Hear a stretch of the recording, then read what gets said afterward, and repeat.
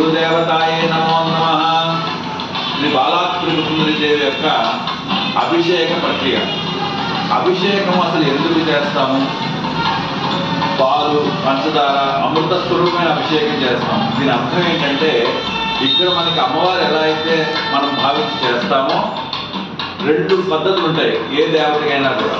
North and south pole ఉన్నట్టుగానే ఇక్కడ అన్నపూర్ణాదేవి స్వర్గలోకంలో మందాకినిగా పనిచేస్తుంది. ఇక్కడ త్రిపుర సుందరి అక్కడ బాలగా పనిచేస్తుంది, అమృతత్వ స్వరూపిణి. అందుకే సిద్ధి, బుద్ధి అని రెండు పద్ధతులుగా చెప్తారు గణపతి. ఆ రెండు కూడా ఏంటంటే ఎప్పుడు పనిచేస్తూ ఉంటాయి. ఈ సిద్ధి ఎప్పుడు పనిచేస్తుందంటే అభిషేకాల్లో పనిచేస్తున్నారు. అందుకే నీళ్లతో పాటు పాలు, పంచామృతము, తేనె అభిషేకిస్తాం. ఈ అభిషేక జలం ఎప్పుడు జరుగుతుందో అక్కడ సమృద్ధి ఏర్పడుతుంది. ఎవరైతే అభిషేకం చేస్తారో వాళ్ళ దగ్గర సమృద్ధి లేని తనం అనేది ఉండదు, ఐశ్వర్యం పుడుతూ ఉంటుంది అన్నమాట. అది అంతం లేని ఐశ్వర్యం ఇస్తుంది, అనంతాన్ని ఇస్తూ ఉంటుంది. అందుకు దాన్ని ఏంటంటే అమృత స్వరూపము అంటారు. అటువంటి పంచామృత స్నానంతో అమ్మవారికి అభిషేకము.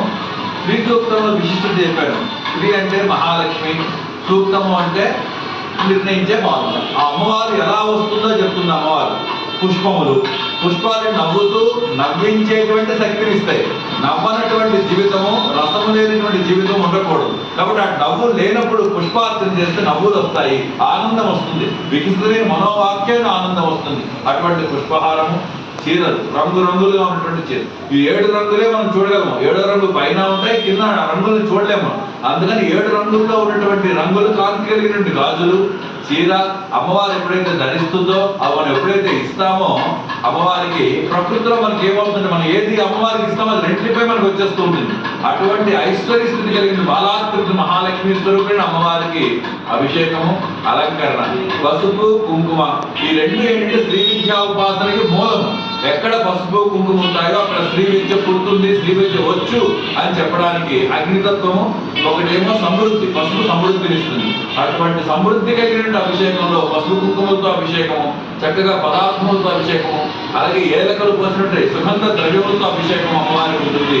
తిరిగి ఎవరి స్థాయి బట్టి వాడు సమర్పించుకోవచ్చు. అభిషేకాంతరము కూడా ఫలముతో, జలాలతో అభిషేకిస్తాం. ఈ అభిషేకం అంతా అయిన తర్వాత అలంకరణ చేస్తాం, స్వాభావిక అలంకరణ చేస్తాం.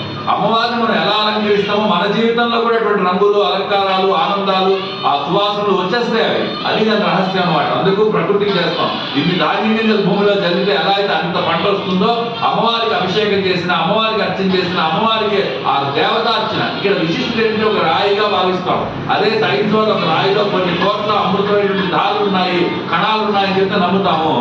అదే అమ్మవారితో మనం శక్తి ఉన్నది నమ్మలేకపోతాం. ఆ బీజాక్షర శక్తిని ఇవ్వాల్సింది అమ్మవారు. అటువంటి అమ్మవారికి అభిషేకం చేసి ఆ తీర్థాన్ని తీసుకుంటే ఆ బాలాక్రమ తీర్థంతో రుణ, రోగ, దారిద్ర్యం ఏదైనా కోరుకోండి అయిపోతుంది. రుణాలు ఉంటే పోతాయి, రోగాలు ఉంటాయి. ఆ భావనతో ఉన్నప్పుడు మాత్రమే పనిచేస్తుంది. భావన లేకపోతే మనకి అలంకారం. తర్వాత పుష్పార్చన. పుష్పములు ఎందుకు ప్రత్యేకంగా చెప్పారు?